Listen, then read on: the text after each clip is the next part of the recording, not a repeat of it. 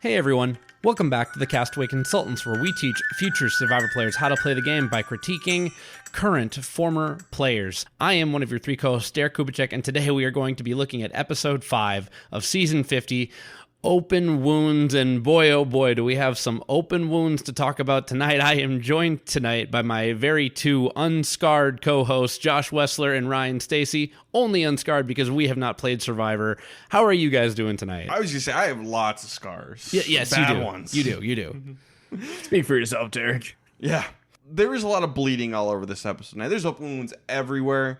I'm ready to get into spoilers when you guys are, because holy crap, I have things to say. Yeah. Bring the bacitracin, bring the antiseptic, bring the gauze wrap, Bring the hugs and the therapy. the penicillin. Bring all of it. Yeah, I'm ready for spoilers when you are. Josh, what do you think?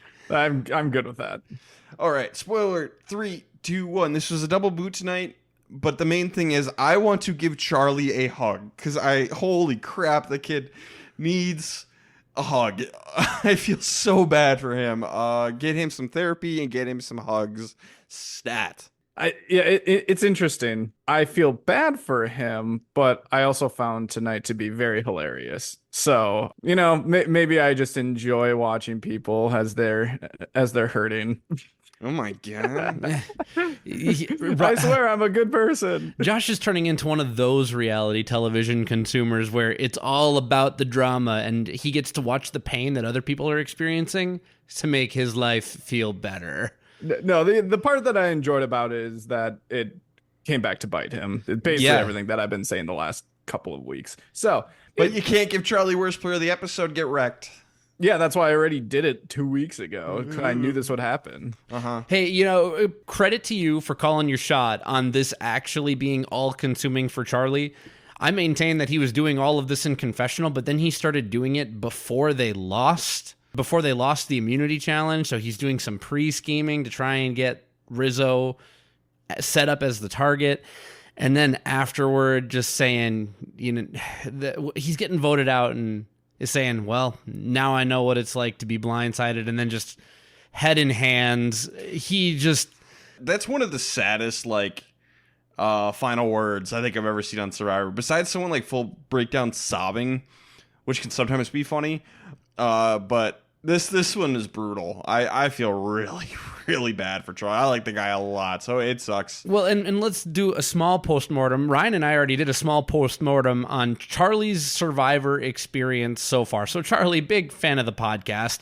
Come and chat with us literally anytime. Or don't, and take the time you need away from Survivor, because I think you need it. I agree. That's why I say come back anytime. And I was about to say, after you've taken a chance to really digest what happened, because I think what we saw tonight was absolutely the most open wound. We were talking about Ozzy's open wounds, Christian's open wounds, but I think Colby kind of, yeah, literally. But the open wound of the episode is the one that Charlie took with him, where he felt in season 46. Ryan, you said it best. He felt he did everything that he could have done. He did everything right. He had all the right alliances, all the right connections. And his best, closest person betrayed him at the last moment, and I think it really messed him up. One vote between winning and losing, and it was his closest allies, number one allies, best friend in the game's vote. Yeah, it messed him up, and I think it shows here. Just his voting, the way he voted for Rizzo, you could see it in his eyes. He is haunted by season 46. Charlie, I love Charlie. I'd love to see him play again in 15 years. So you take a nice long break, come back when you're 45. Survivor 80. Yeah, take a break. It'll be okay, buddy. So I'm really feeling for Charlie tonight, because I really, really like him, and this was tough to watch. Josh may find it funny. I found it sad. As the biggest Charlie guy in the podcast. Yeah, I'm the biggest Charlie fan on the podcast, so I just felt bad for the guy. Yeah, well, you also have said for how long that you thought that he should have won that season. Yes. So I do. And we disagree on that. I don't really buy into the whole bitter jury thing. Maria is the exception to that. One of the few. Maria sucks is my final word on 46 is Maria sucks. So the only other thing with this is it really seemed maybe it was a trick of the edit. Maybe it really was just all consuming for Charlie, but it seemed like it progressed throughout the episode to where like his face just kept getting darker. I noticed his like facial hair a little bit more as we got to tribal council. Again, maybe it was just the firelight and the way that it was being shot, but I'm like it just looked like he was just being taken over by his past essentially, and it just I'm glad he's gone because I think he needed to go here. That's a good point. It might have been best for him to go early. And maybe it would have been different if, Rizzo goes home and it's like, oh, brand new Charlie. We're all good to go. I don't know. Who really knows? But we'll never know. Yeah. That is a fun juxtaposition, though, from like a storytelling perspective. Maybe fun's the wrong word, but telling. Think about Charlie, day one, season 46. Law student, bright-eyed, bushy-tailed. And then the day he gets voted out, after going on a bit of a soapbox tirade about Rizzo needing to go home, 5 o'clock shadow, looking like he just got done with a tough day at the docks. So, Charlie, take all the time you need and then probably add another 5 years onto that. 10. Just to make sure. One thing that I've realized recently is that the older you get, the more you have to know is when you can't trust yourself. So, Charlie, once you think that you're better, give it a little more time. And by the way, we lost Angelina tonight, too. Yeah, Angelina went home. But her departure was like, she's bummed, but she was a great sport about it. I personally really wish Angelina would have stuck around for longer, but I did figure that Angelina was going to be going home. I predicted that it was kind of the low-hanging fruit as of last week. Why would Emily save Christian and Ozzy if one of them were just going to be the target this time around? I'm glad that we got to see Angelina again. I'm glad that she got to complete her arc by passing her jacket off to a team member. And you know what? I hope that she's just having the best time watching the season back with her kids. And you know what? I would take Angelina again because I love Angelina. I know she wasn't much of a factor here on 50, but I'd take her again. I love her. I don't really care. She's fine. When we were going through our cast assessment, she was probably the person I was least interested in seeing back. She provided very little this season. And there's a ton of people that I'd rather see on Survivor 50 continuing on. I have nothing against her. I just kind of nothing her. So sorry. Like I don't mean any offense like with that. It's just that's just my feelings towards Angelina. I'm kind of in agreement with Josh, but I did really like the jacket moment. Oh yeah, that he gets to rub it in Natalie's face a little bit. Natalie was salty, didn't hand over the jacket. Angelina was not salty and handed over the jacket. Angelina was my second or third favorite on her current tribe. For what I wanted to stay. I would have rather had Emily or Stephanie go, and I was way more excited to have Angelina back than I was to have Ozzy back. Now, Ozzy 5.0 is playing a different game, and so he's kind of turned me on that, and that's where I think Angelina's teetering like 2 or 3. But I wanted Stephanie and Emily gone more than I wanted Angelina gone. Any of them could have gone except Christian. That would have been fine. Agreed.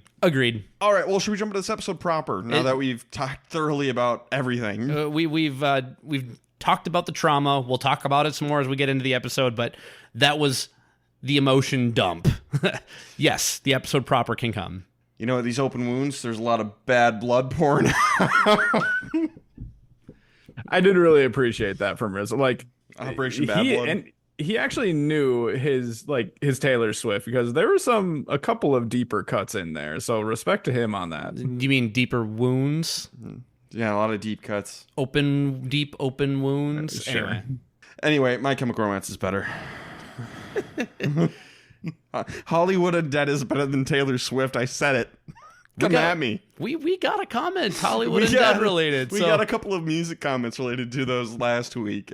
So I'm very pleased to hear I'm not the only one. Don't defend Ryan's music taste. No, I deserve it. What he likes is good. It's just he could like more music. I could like more. I could like more music, but that would require more music to be good. And there's not that much good music. It just isn't. I got no words. Don't support this guy. I deserve the support. I need it. I mean, you may need it, but you may need it. All right, so we're going to start over on Vatu. Ozzy upset. He was left out of the vote. Very, I was going to say flashbacks to South Pacific, but then we get literal flashbacks to South Pacific, and they like Ozzy throwing a temper tantrum at Cochran, Ozzy throwing a temper tantrum at Christian. We impose Cochran's face on Christian's face. Great editing. Christian even narrates that for us. He's like, it's like he sees me as Cochran. It's pretty brilliant. He even used some of the exact words that Cochran used Ozzy, right it wasn't back at you. Ozzy. Ozzy, God, it wasn't you. ridiculous. Ozzy, it wasn't you. I'm like, ooh. Ouch. But Ozzy's going to tell us in confessional, like, yeah, I would have blown up the Mike White spot vote. I would have blown up that spot. So it's like, okay, Ozzy, they were right to leave you out. You're just mad it didn't go your way. They were 100% right if they were going to do that. That's a whole nother question. Should they have done that? Which we talked about last week. But yeah, Ozzy wants to get everyone together to take out Christian is now his plan. So again, just like last week, Ozzy backslid into fishing. Ozzy's backsliding into temper tantruming when he doesn't get his way. So yeah, no growth here. Well, what we would have liked to see as Castaway Consultants, someone who's a game bot, Ozzy comes back and says, hey, I understand why you guys left me out of the vote, but I want to reassure you that because I'm with you guys, you could have clued me in, but let's just, there's no hatchet to bury, but if you think there is one, consider it buried. We're moving on. And then in confession, we'll be like, yeah, Christian's got to go. 100% correct, Eric. Like that would have been the perfect cut. Like Ozzy 5.0. Ozzy 4.0 and before, he'd have blown up. But Ozzy 5.0 isn't going to do that. But he's going to plot his revenge, and that's fine. But yeah, you're 100% right, Dirk. That's exactly what Ozzy should have done. So Ozzy's going to meditate the next day and then calm down and check back in with Christian. They seem to be on the same page again. But Ozzy still kind of wants Christian out because Christian is controlling the game. So he and Stephanie are going to get back together. And they're going to consider, like, what do we do next? Do we take out Christian or do we stick with the Angelina plan? That's kind of the crux of the episode. Over on Sela, Jonathan is going to bring in Devins into his side because right now he believes he has himself and Charlie, Dee, and Camilla all from their original tribe, and they bring in Devins. And then the discussion is take out Rizzo or take out Suri, and everybody is kind of leaning Rizzo in those groups, seemingly. However, Dee does not want to go along with this plan. She sees Jonathan and Charlie as kind of running that alliance. Dee doesn't want to be part of that.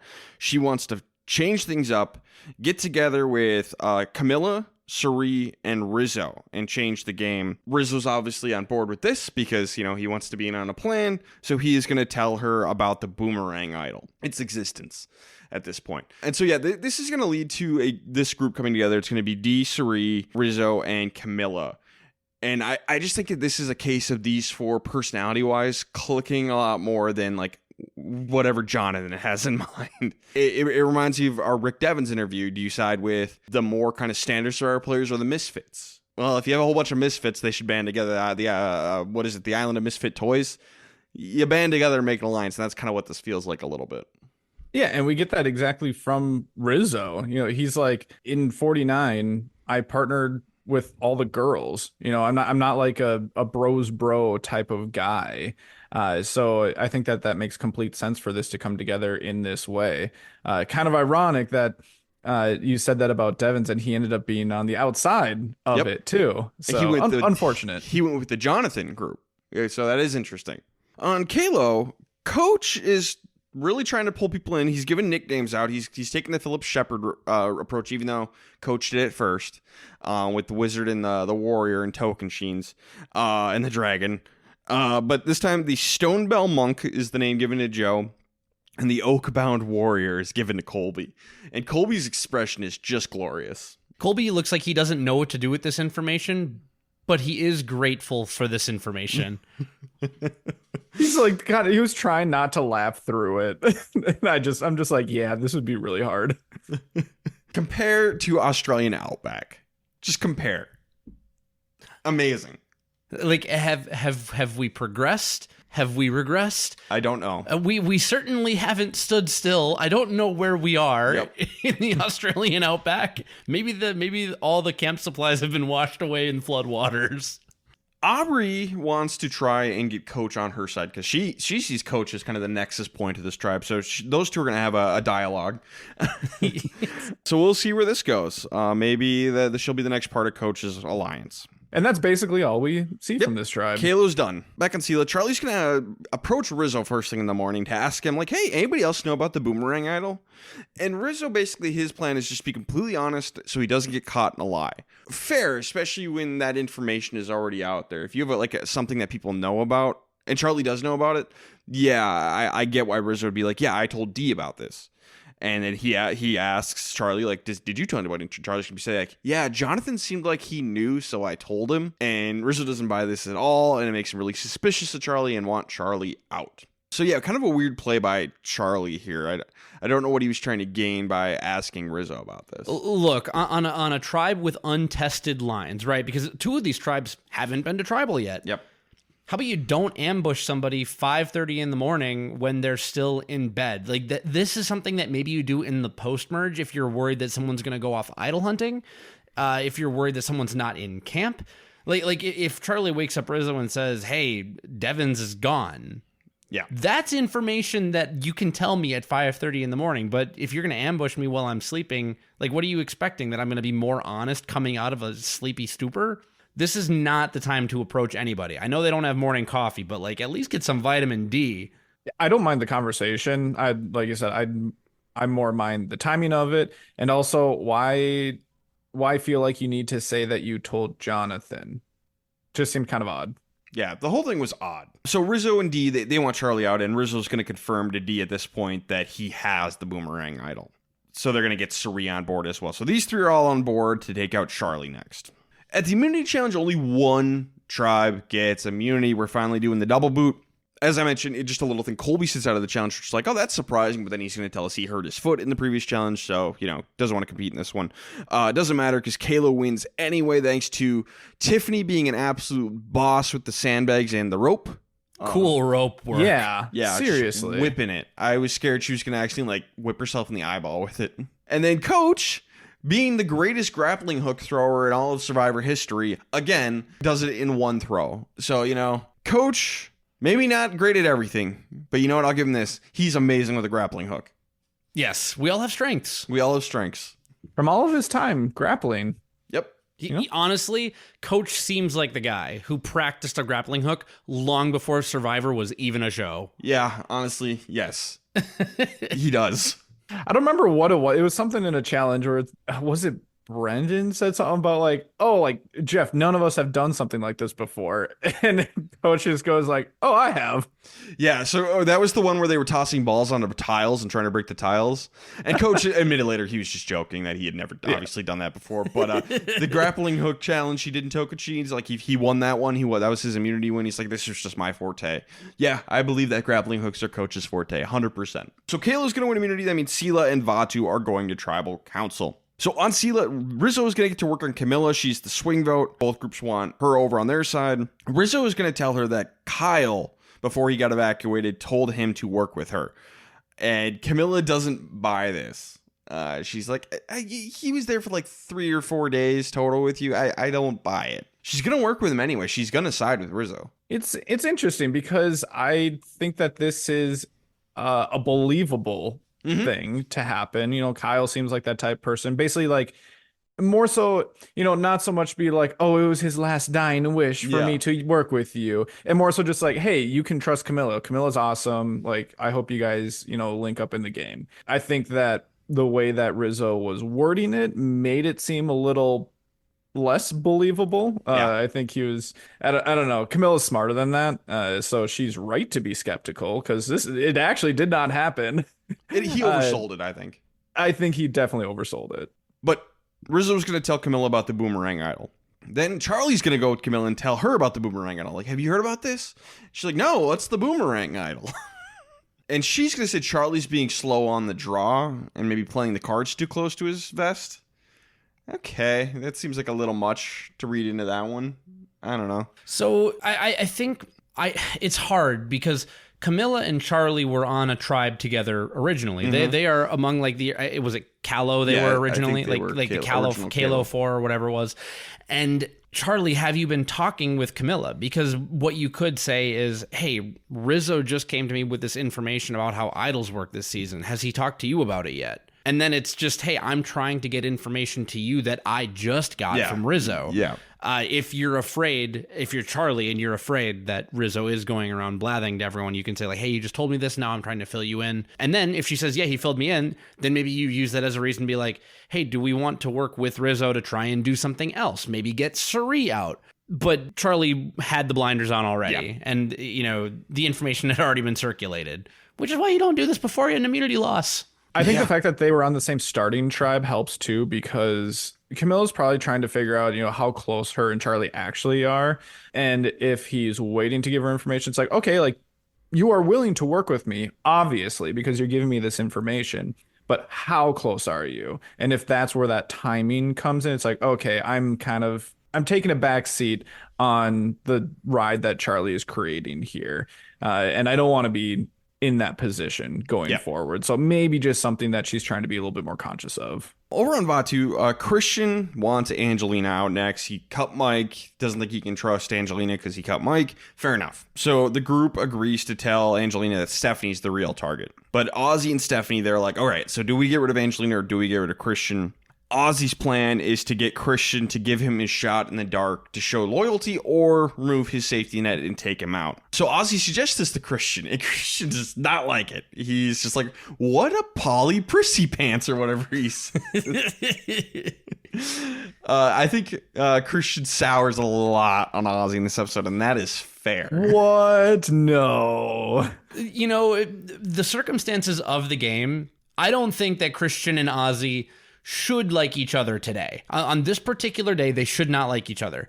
They shouldn't have gotten to this point because Mike was the wrong move last episode. Then again, maybe Ozzy would have been mad about Stephanie going home, but he would have probably understood that one made more sense. Oh, 3 David versus Goliaths. At least I'm here. At least Mike is here. I've got options. Yada, yada, yada. But I get why they don't like each other here. And honestly, I think that Christian needs to chill out a little bit too. Granted, he's doing it all in confessional, but like... And to Emily. Dude, you have to understand, you are making people pretty mad. You are kicking many hornets' nests. Mm-hmm. Now you're playing a big game, a loud game. Dare I say, if you make it a winning game, but you can't be mad when people start to like take notice and take offense. Yep. So Ozzy's going to go to Emily and suggest getting rid of Christian, and Christian's going to find this out immediately from Emily. So, yikes. And Ozzy and Stephanie are going to talk to Angelina about taking out Christian as well. Christian realizes that Ozzy has all the power.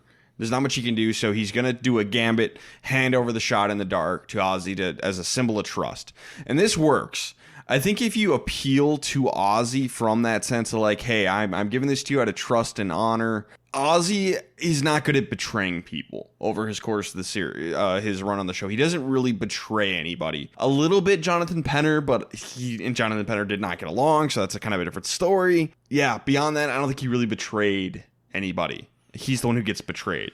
I think that this is a pretty easy move for Christian to make, a very obvious one, because there's not really a downside.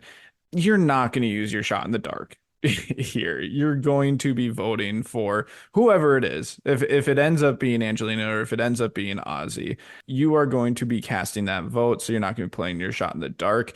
You might as well use it as a way to, hey, potentially this is going to get Ozzy to feel comfortable enough with us, at least for now. Even if he does want to vote me out at some point, it might not be this time anymore. I see the key piece of this move actually not being in frame. There's all this big to-do in this episode about handing over the shot in the dark. And while I agree that Christian was kind of in a no-win situation where, like, okay, honestly, Ozzy shouldn't be asking for it. This is just a bad show of faith in any of the new era Game of Survivor. Like, hey, give me your shot in the dark. Now, if you offer it up, that's one thing. But going and asking for it, I think that is completely a different thing. And you should almost never do it. And this was not one of those times. I think that Emily is the key here. Emily wants to work with Christian. Emily wants to work with Ozzy. Ozzy's mad at Christian, but Emily says, look, Ozzy, I tried to give you warnings. You know that. You saw it. I tried to give you hints. You didn't pick up on them. I tried to clue you in. So credit to Emily for Ozzy not being mad at her. I did not give her maybe enough credit for her ability to build back that bridge. But Emily wants to keep Christian around. And so Ozzy is going to cut Angelina because Angelina was never working with him. She was going to be first boot before on Stephanie's old tribe. So Emily is going to get what she wants because she wants to work with Ozzy going forward, and Ozzy seems to want to have the option to work with Emily as well. I think that's the only reason that Christian survives tonight. Yeah, I wouldn't be shocked if you're right. Definitely possible. We didn't really see any further conversation between Emily and Ozzy, but we did see Ozzy say, like, I want to work with Emily. And I don't think that that's something that people would really expect, too, which, good for Ozzy for thinking about these types of things. But I think that that definitely had a bigger part here than what that it really showed us. Yeah. Rizzo is going to tell Cirie about his boomerang idol, and Cirie's going to reciprocate and tell him about the extra vote she got from Ozzy. So these two seem really, really tight. If they could survive this merge, if their group takes control during the merge, they could get towards, if not all the way to the end together. This could be a really, really dynamic duo here. And it could be a fun group, too. Yeah. Little just not just these two, but the greater group that ended up coming together. I think could be a really fun one post merge. And Cirie said it herself. I don't usually do this, but she gave him that information. That's big. That's big from Cirie. Rizzo knows that. He knows basically everyone's games and all their past moves and moves that they haven't made. So and I think that he will recognize that, and it will actually be meaningful to him in a way that might not to other players. And I want to drill down a small bit further. One, this shows that Cirie's got a very adaptable style of gameplay, because she said, old school Survivor, we wouldn't do this. But she's going to adapt. She's going to do this.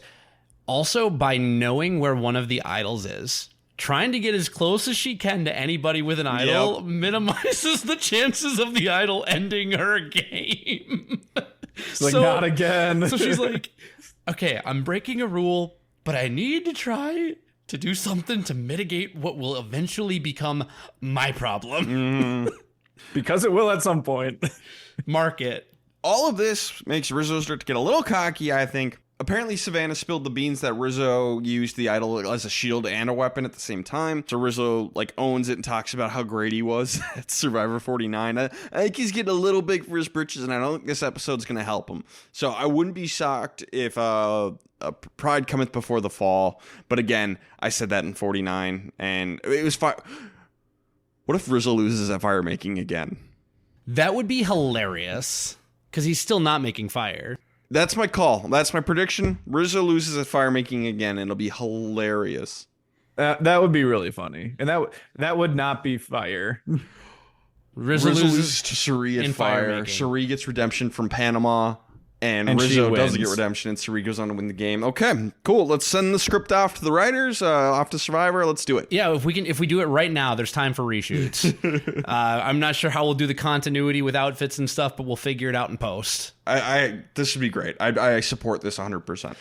To get to Ryan's larger point, though, or his initial point, I actually don't mind Rizzo doing this, and that's because, and you know what, I feel like this is now the time.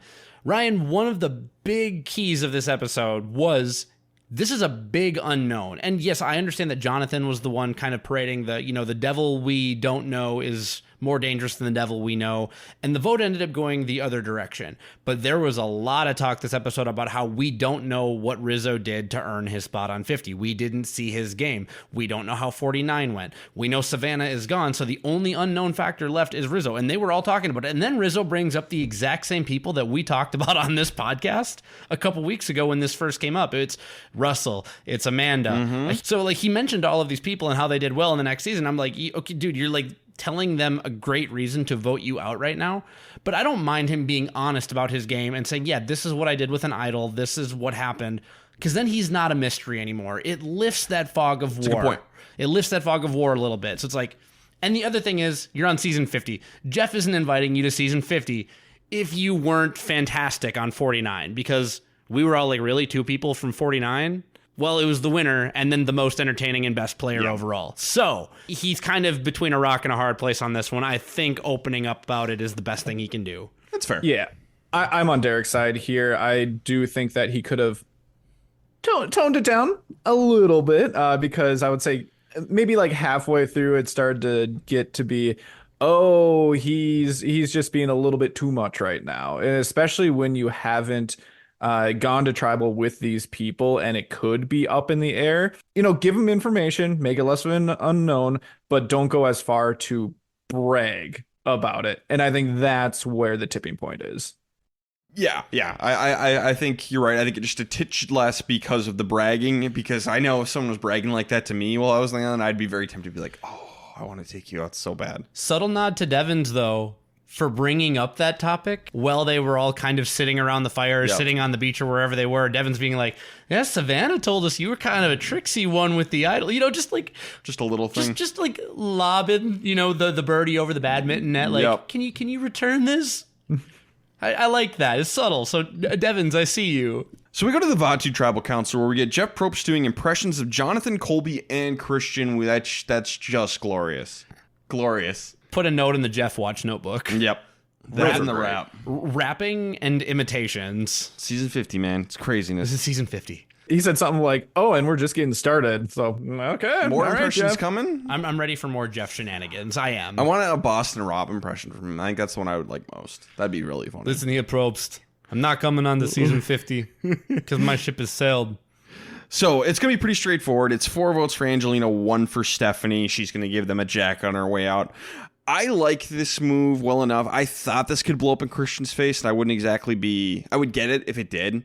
But if Emily is the nexus here, which I think she is, like Derek said, she wants Ozzy, she wants Christian. Okay, they might have some beef, but they got to work together right now. They all kind of want Stephanie over Angelina. So just kind of by like last person standing, a game of musical chairs, and then it's Angelina. So I'm good with this move. I don't know about you guys. I think this is the move that makes the most sense. Mike was her biggest ally. You voted out Mike.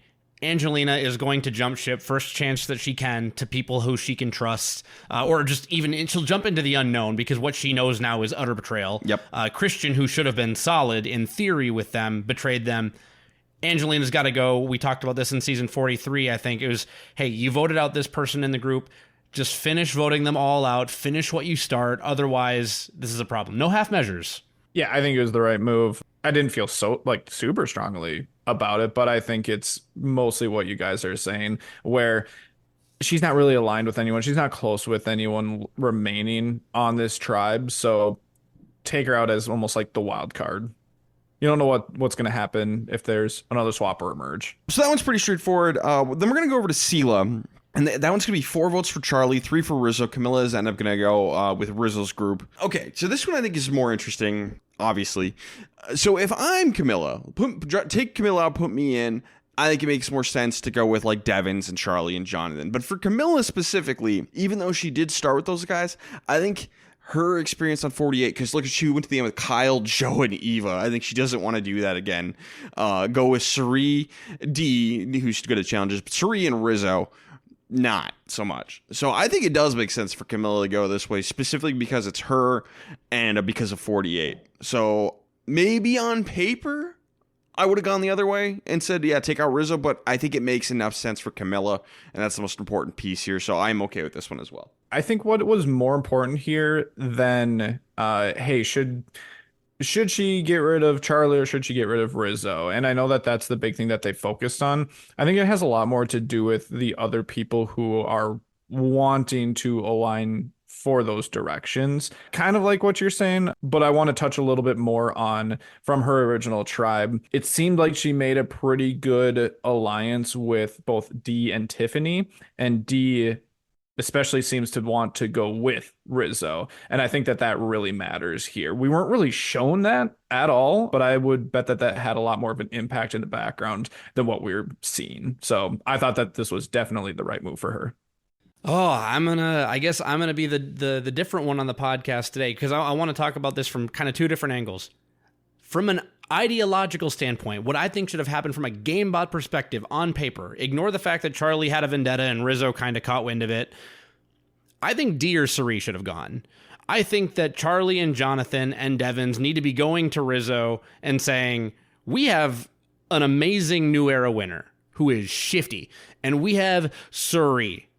We can take them out right now, and one of them should go. So to me, it has to be one of them, and Devins and Jonathan and Charlie did a very, very bad job thinking about what needed to happen. Now, Dee was on their starting tribe, so then go to Devins and say, like, I know that you're partial to Suri, but Suri has got to go. Devins will do it. Devins will do it. So I think the wrong person went home on paper. As we get that out, it should have probably been Suri. Now, Let's fast forward to what happened. It turns into Rizzo versus Charlie. Now you've given and ceded ground to D and Cirie. Perhaps the two players in this game that you least want to cede any ground to. Only Camilla did. So Camilla intentionally ceded that ground. Well, no, and Rizzo. And that's why. And Rizzo, he's in survival mode. He should team up with anybody who's willing to save him. All right, cool. Now you've got 3. Camilla, what it comes down to for her, there's a lot of game left. You don't have to play with D and the Legend of Cirie forever. I blame Charlie and Jonathan for not being close enough with Camilla in the first part of the game to build a connection to make her want to go with their plan. So because D was there and D was also from that original tribe, I have to say that I trust Camilla in her judgment for her game in this moment. So given what we have, I think she made the right move. But Camilla, you're not going to win at the end against D or Cirie. So hopefully you are making a plan B and a plan C. But for right now, I'm okay with this. For right now. Yeah, she'll have a hard time winning against Cirie or D for sure. But I think she's thinking, I need to get these muscle meatheads out so I can actually maybe win a challenge, more than one, and actually get to the end. Which is why, that's why I say, like, on paper, maybe not, but like, obviously, the bros did not make her feel good enough. She needs more and different allies come merge, I think. Yes. She's going to have a lot of shields in front of her, though. Yes, she is. That's the other thing. Which, I mean, you want shields, but you don't want too many shields. Because then you're seen as maybe being at the bottom, or if you're the only one remaining who gets there out of that group, they might not give you as much credit if you do make it to final tribal council. So it's going to be a very interesting balance here in the post-merge. Charlie and Cassidy just feeling the strain of that one, as you say it. What did social media think? Yeah, so for social media, I just asked one poll with 4 different answers. Did the right people go home tonight? Structured as a yes, yes, yes, no, all the way down. And the option with the highest percentage of votes was yes and yes. Ended up having about, upper 30% range. But it was pretty close after that. Yes and no was the next closest option. So disagreeing with the Rizzo and Charlie vote. That one tracks. A little bit more. Okay. Yep, I see it. Shall we get into best and worst player of the episode? We shall. And there's 2 of them this time. Yes. So, Derek, kick us off. Who are your 2 best players of the episode? So I picked each of my best players from the tribes that actually went to tribal council. The first one, I'm saying Emily, I guess. And I know we didn't get to see a lot about what happened, but where I'm going to give her credit is Ozzy did not blame her for the 3-2-1 vote against Mike White. And he never even for a second seemed mad at her. So she was able to preserve a bridge that I thought that she had burned. And I am fully willing to admit that I got that wrong on the last podcast. And secondly, even though, again, we didn't see it very much, I think keeping Christian, the only reason Christian is here is because she still wanted him. So she got to keep both of her closest allies, and then Angelina, someone she didn't really have that strong of a bond with. One good conversation over the course of these 5 episodes. It doesn't hurt her game that she left, and also because she helped blindside Mike White. Angelina was probably a foe from that point onward anyway. So I have Emily, and then for my other best, I've got Rizzo. I think there's an argument for Cirie here for doing Cirie things, D for kind of going with her own thing, but Rizzo was the target. A lot of people know that Rizzo has an idol. Again, man, it's like Control C, Control V over here. But he managed to whittle his way in enough to get the vote turned on Charlie and to get Kahlo to vote out a Kahlo member. That's not going to look good when they appear at the challenge next time around. So I'm giving Rizzo a lot of credit for his ability to integrate here. But if you guys said D or Cirie, I'd understand. Or Camilla, I would understand. All right. Josh? I had the exact same answers. I thought that I tried to keep it 2-1 on each, but it worked out pretty well, actually, that even if I wanted to double up on a tribe, it felt better to do it this way. Emily, first off, it seems like both Ozzy and Christian are really trusting her. So great on her. And I think that she had a bigger impact than what the edit laid out for us on who ended up going home tonight. And then for Rizzo on the other side, he's just assembled everyone with one piece of information. He made them trust him with the idol information and just kind of a like-minded group of people.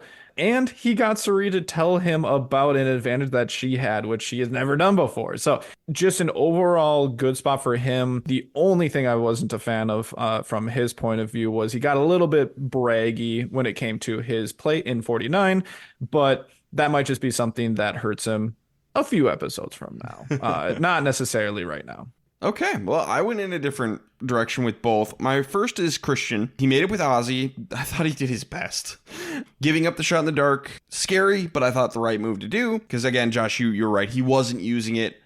Might as well use it in a different way. And then getting rid of Angelina, someone who probably is out for his blood for taking out Mike White. You guys make really good points with Emily, and I'd be willing to give her an honorable mention, but I'll stick with Christian, I think. I'm not going to fight you too hard. And then my other one is D. Just that whole group I thought did well. And I'm like, okay, so who did anybody have any bads or like the least goods? Suri and Rizzo both gave up information, which it may have been beneficial, but again, that is not ideal, I guess. D didn't have any information to give up. Camilla didn't really have any information to give up. So I ended up limiting it to those two. And I think the move is better overall for D than Camilla. I think it's a little more, I won't even say questionable for Camilla. I just think it is better for D. So just by that logic of whittling it down, I'm going to give D my other one. But I thought all of them did great. I think the foursome that came together on whatever, is that New Sela? Is that what the name of that tribe?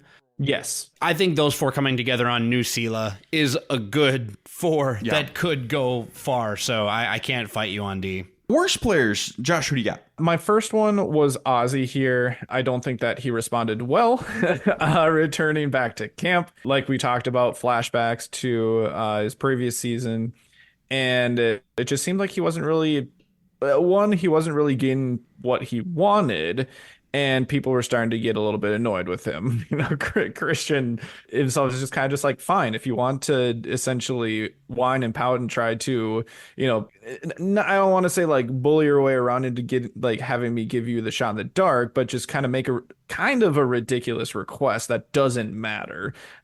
Fine, here you go. Here's my shot in the dark. I don't think Ozzy's in a great spot because of just his responses here. It's working for him. I guess he didn't go home, but I just don't really like his spot moving forward. The other one that I had, the second one was tougher just because I didn't think that there was a whole lot of other bad gameplay going on here. So I'm going to go with the person who I think is maybe hurt the most, like from a results oriented point of view. I'm going to go with Jonathan. It just seemed like, when D had mentioned, Jonathan and Charlie are trying to really dictate this vote or really run the show right now. That tells me that they were close. I don't think that him and Devins are super close. I think it's more just, it worked out well for them at this point. So I don't think that Jonathan really, he had a pretty net negative here, more so than I think anyone else. Well, I think Jonathan's even worse than you're saying, because where he failed is he did not make Dee and Camilla feel safe, even though they were on an original tribe. So I'm going to throw even more criticism at Jonathan. Charlie too, but Charlie went home. So Jonathan's my worst for all of that. And then my other one is Ozzy for everything you said. I had Ozzy only for his blow up because I thought ultimately Angelina and Christian would have been good options for Ozzy. And he got to keep his Emily connection by not forcing a Christian issue. So Ozzy for that reason. And then Jonathan, exactly what you said. He did not do a good enough job. Charlie as well, but he's gone. Yep. Making his original Kahlo members feel like they were a part of something worth taking further. Now he's still here. He can recover. But this episode, he lost a Kahlo member because he didn't make them comfy enough. Yep. That's on him for broing out too hard. He broed too close to the sun. Don't you hate when that happens? Me, just alpha man. Hey, whoa. You don't have to be an alpha dude bro to be a dude bro. Yeah, I mean, you're right, but I love to bro down, but I would not consider myself an alpha dude bro, but I will bro down. Does that make sense? Bro down, throw down. I hear you, but I guess I've just never been the bro down kind of person, so I don't understand. It's okay. That's not the life that I... I enjoy a good bro down. I love a good bro down. When the Cosmos designed me, they were like, let's turn that bro down to like 2 out of 10. Turn that bro down upside down. I don't know what that means. Whatever it means. You just gotta pick the right bros. You don't want douche bros. You just want dude bros. I don't even know what's happening. Man. I know exactly what I'm saying, and some people understand. I hope. I know there are plenty of people, and honestly, I'm being a little obtuse. I get what you mean. I understand. It's just not me. All right, let's get into best and worst player of the pre-merge. That's right, the merge is next week. We're merging at 17. I'm starting to suspect more and more that we're going to do an unmerge at some point. I think we'll maybe do a couple of votes here and then we unmerge for a vote or two, which I think would be really fun. I like that idea. But I think we're merging at 17. Drop your merge buffs. Imagine if that happens. Weird. And then we give out awards again. Sure, why not? Hey. Best player of the first merge. Hey, we are rolling with the punches. Yep. So, but best and worst player of the pre-merge. These 17 people who have made it to the merge are eligible. Nobody who's voted up previously is eligible for these awards. So best player of the pre-merge was tough because a lot of people never went to Tribal Council. I'm going to give mine to Christian, even though he had one bad episode last week. I think overall he's played really well. And at least with last week's mistake, he at least carried him up with a 3-2-1, which is impressive on a strategic level. There's other people that I don't even think there's anybody else who really is. Suri is someone who could be in the conversation, I think, looking through my list. But it's just not a ton of people have had a lot of opportunity to play so far. A lot of people have gone home and a lot of people have played either mediocre or badly or just haven't gotten enough to. So I'm going Christian. well, it's beautiful that you said that because the best of my pre-merge is Suri. Okay. And the reason is because on a full returner season, we get the benefit of being able to aggregate all of Survivor history that involves these casts and bring it into how they should be making decisions today. Suri has been to several tribal councils. 2, I think. And she should have been gone at both of them. And instead, she found herself in a great alliance in her first situation because people came to her and she got in. And voila, she did it immediately again, proving for the 5th time why Suri is indisputably the best to never win. And also that her game is malleable and can work in any era. So this is kind of a classic Derek pick where maybe, weirdly, Suri is kind of camouflaged. She's certainly well defended and well networked moving into a merge of 17. That is going to be hard to coordinate something with all the allies she has and all the nets she has in the water. I also had Suri. One, I think we forget about her, which is crazy because it's Suri. But if we're forgetting about her, that just is showing how well she's doing navigating through this game. The game that she has to play is exactly what she's doing right now if she wants any sort of chance. Ryan, I think you said she's been to 2 tribal councils. I'm pretty sure it's 3 because we had you're Jenna right. and It's 3. Yeah, Jenna and Savannah go home. I was thinking, I wasn't counting tonight for some reason in my head, which makes no sense. Yeah. And I do want to kind of call back to when Savannah did go home. She was starting to call out Suri about like, hey, maybe we think about this. Maybe she's just trying to protect Ozzy because it's best for her game, which it was. And that's exactly what was happening. And Savannah went home, leading up to then tonight, where she now has a really strong group. Yes, it's kind of coming to her, but not everything. You know, there was a lot of stuff before the swap as well that she was coordinating to put together. So I think it's a great balance of a game that she needs to play in order to just get through more votes, but also being a little bit more adaptable. So, and I really like her position right now. I'm shocked that she's in the position that she is in right now. I could see her with a path to win the game somehow. I don't think it's going to happen, but it's out there. That possibility is out there. And the fact that it's even a possibility, I think, is enough to give her the best player of the pre-merge. She should have been gone. You guys convinced me. I'm changing mine to 3. I wasn't even going to fight you on Christian, but you know what? I'm glad we were able to do this tonight. Yeah, you guys made really good points. I haven't given her best player of the episode yet, which I think is why she slipped through my radar. But yeah, I think you're right. I'll give Christian an honorable mention, though. He deserves it. Big misstep with Mike, though. Yep, misstep there. Worst player of the pre-merge. Derek, who do you got? I had a harder time with worst player of the pre-merge than I did with best. I almost had to go by who's the most invisible in the edit and or negative, which weirdly enough, the only 2 people I think in the conversation for me are Aubrey and Chrissy, because all Chrissy has done is be annoying and get a lesson on social etiquette from Coach, which is hilarious. Now she's been quiet since then, but like, okay, congratulations, you flipped your boat back up, you uncapsized it or whatever. Aubrey, at least she has an idol.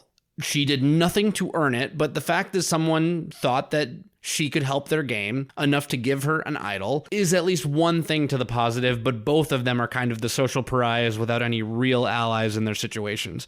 I landed on Chrissy because she had no hardware to show for it at the end.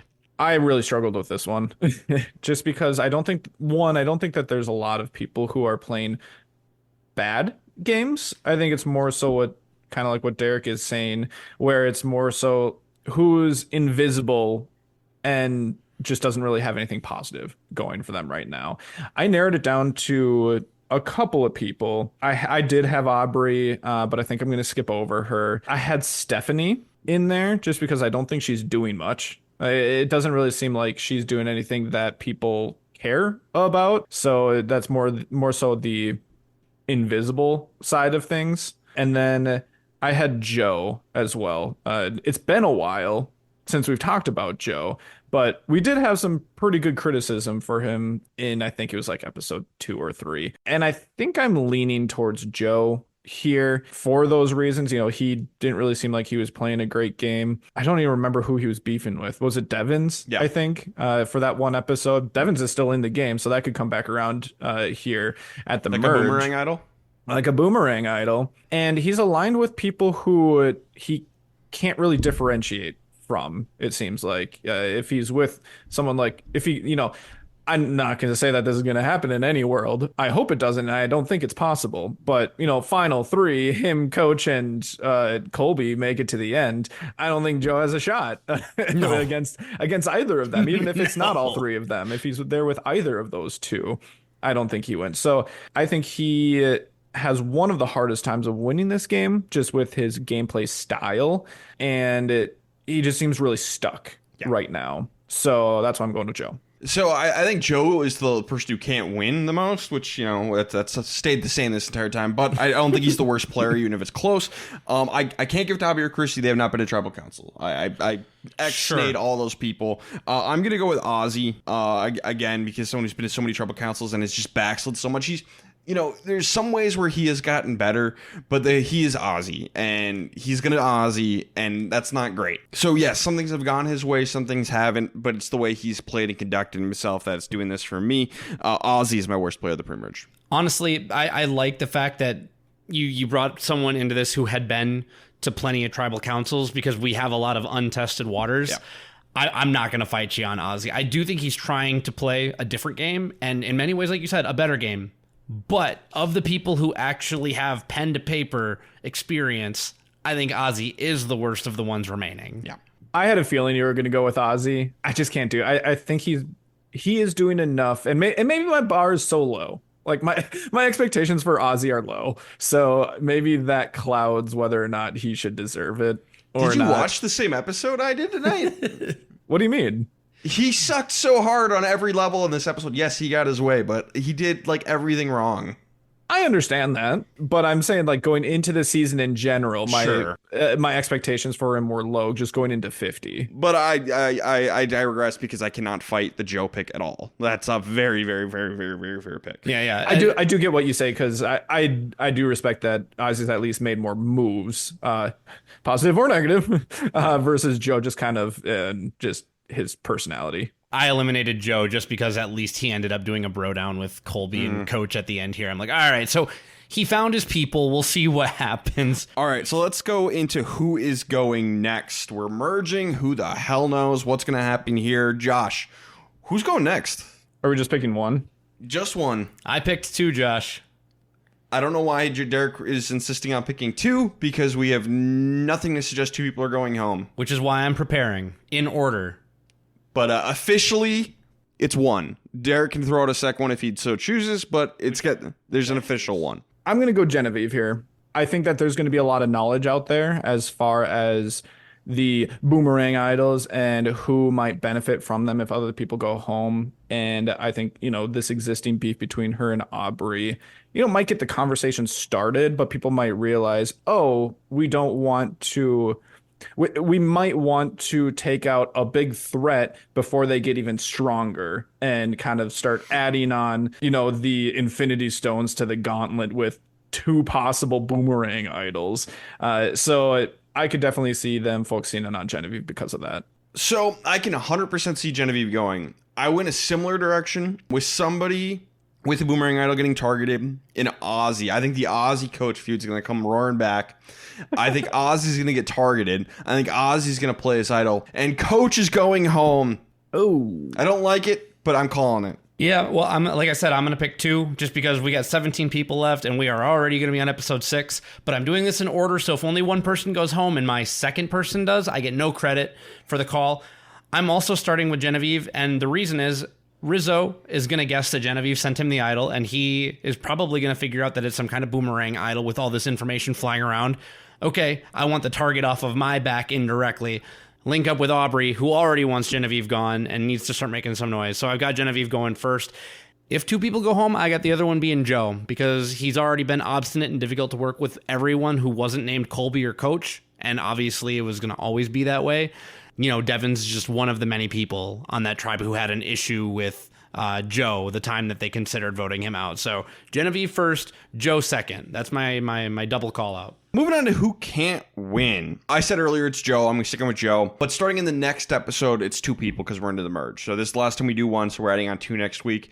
I almost put Ozzy in this spot, but I'm not quite there yet. But it's Joe. I'm not changing off of Chrissy yet. I might as well change. It's been long enough, which is hilarious since, we talked about Jonathan being the worst player of the episode. I'm switching off of Jonathan. At least he showed me that he could do something here. I'm being super negative around Stephanie right now, and I think that I'm going to go with her just because, again, she hasn't done anything here, and we have so much data from how many tribal councils that she's gone to so far that I don't know. Something's going on. I think something's going on that the edit isn't showing us. Maybe people aren't taking her seriously, or people don't think that she's a threat and can win the game. Otherwise, I think she should have been gone. So I'm going to go Stephanie here. I think it's just people don't like her and don't think she'll win at the end. Yeah, it sounds like someone who can't win the game. It's fair. It might be a Philly thing. And on that note, I stuck a fork in Stephanie for this week. Okay. So Ryan can read that. I did. Okay. Forks. So you're Chrissy and Stephanie as your only 2 forks at this point? Chrissy and Stephanie are my only 2 forks. Okay. All right. Derek, you can go away because it's our pool time. Bye. I hate you guys. Cut the mic. Good luck. Josh, take the floor. Yeah, so as a recap from last week, I had Sari and Ryan had D. Neither of which went home, so we are still both in the survivor pool. The same cannot be said about 2 of our listeners tonight. We did lose Malia, who picked Charlie, and we lost Bob, who picked Charlie. So sorry to the 2 of you. Thank you for playing. I believe it was Bob's first time playing, so thanks for joining. Better luck next time. Yep. Sucks. Thanks for playing. I'll play again next season. Please and thank you. But now we move on to the merge. Josh, floor is yours. Who are you picking? There's so many options here for people who could go home for whatever dumb reason that it's not even worth running through all those scenarios. So I'm going to go with someone who I don't think there's not really much reason for them to go home, whether it's because of threat level or edit or what it might be. I'm going to go with Chrissy here. I think she's in a fairly safe spot momentarily. Yeah, she could get taken out. For whatever reason, which would be hilarious. And if that's the way that I go, so be it. I'm not going to complain. So yeah, let's go with Chrissy. So it's the merge. It's chaos. It's crazy. This is where I wanted someone safe, someone with some hardware, someone with an idol. I'm going to go with Ozzy. I think it's going to get played. So this is a little risky because Ozzy has gone without playing the idol and gone home before. It's certainly possible. If I go home because I picked Ozzy and he doesn't play his idol and that's how I lose, fine, that's worth it. That's hilarious. But I'm going to pick Ozzy just because he's got the idol. So that's my pick. I was thinking about that too. So yeah, everyone else get your picks in. And let's keep this going. I hope you all lose. I'm going to win this thing. Yeah, do it right now. Please. All right, so we get the merge next time. So I think this is about to get crazy. I have no idea what to expect from a 17-person merge. None of us do, because this is the biggest merge we've had, I think, is 13? 13? Woo. Was it Karong? Or Second Chances? Cambodia. Cambodia? Yeah. Cambodia had 13. Was there 14 at one point? I don't think there's been a 14. I think maybe another 13. I think it's been 13 has been the max. Someone correct me if I'm wrong, but I think 13 is the most. So it's going from 13 to 17 is nuts. I don't mind. I have no idea how you try to coordinate 17 people. I'm excited for that. It'll be fun. Trying to get a vote like this. That's like the size of a regular season. This is bigger than Borneo. Borneo had 16 people. We're merging with 17. That's nuts. You know what? It almost would have been more fun to merge at 16. Just like merge the exact number of people who played on season 1. But was the original plan to merge at 18? And Kyle getting mad at that through wrenching that? I don't know. To me, what's most exciting is that we could mathematically end up with like a 5-4-3-3-2-1 vote. That's insanity. We could get the craziest plurality vote in history. It would be like the first episode of Borneo, where it's just how many people get votes. Maybe someone gets Gretchened out of the game. Here's another pitch that I think could happen. I wouldn't be surprised if this twist happens. I wonder if we're going to get a point where it's like the people with the two most votes, the two people with the most votes both go home. Two people go home second most. I'm worried about that. I don't like it because then it basically just means that everyone is deciding on two people to go home. Yep. So, maybe they do like rank order vote and that's what's going to change Survivor forever. I don't know what's going to happen.